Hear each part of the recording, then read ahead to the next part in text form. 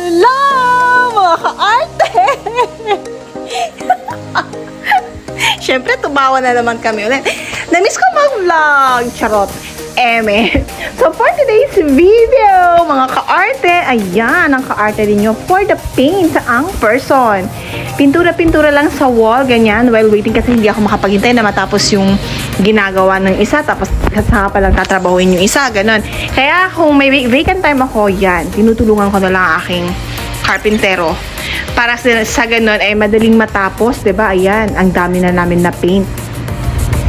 So, yun na nga, guys. Kaya ako nagmamadaling i-paint yan. Kasi yan, nakikita ninyo, for the dikit ng wallpaper. So, yun na nga. Bakit ba kailangan dikitan ng wallpaper? Eh, kung napinturahan ko naman, diba? Tapos ibobontay, ganyan. Eh, kasi, guys, mga ka-arte, gusto ko talaga yung texture ng wallpaper na nabili ko. As in, talaga, ang ganda-ganda niya.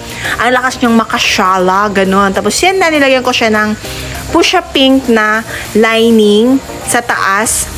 Para meron konting accent ang ka-arte ninyo. Yan, malapit na siyang matapos.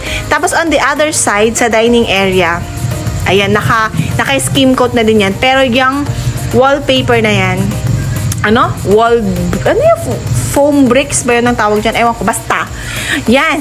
Na syempre, kulay pink pa din. Gustong-gusto ko talaga siya sa wall. Asan, ang ganda talaga niya, ang ganda. Wow. Ako lang ba nagagandahan sa pink? Parang lahat yata ng babae, given na pink ang favorite. Pero ako talaga, nagtitwinkle talaga ang mata ko sa pink. Kaya ayan, nilagyan ko ng wallpaper kahit na napinturahan na siya ng maayos.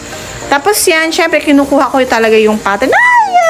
I'm so happy, mga ka-arte. Nakita ninyo, ang cute talaga niya tingnan. Oh my God! Ganon. Ang ganda talaga niya, mga ka-arte. Tapos on the other side, yan naman. Syempre, hanggang dyan lang, mga ka-arte.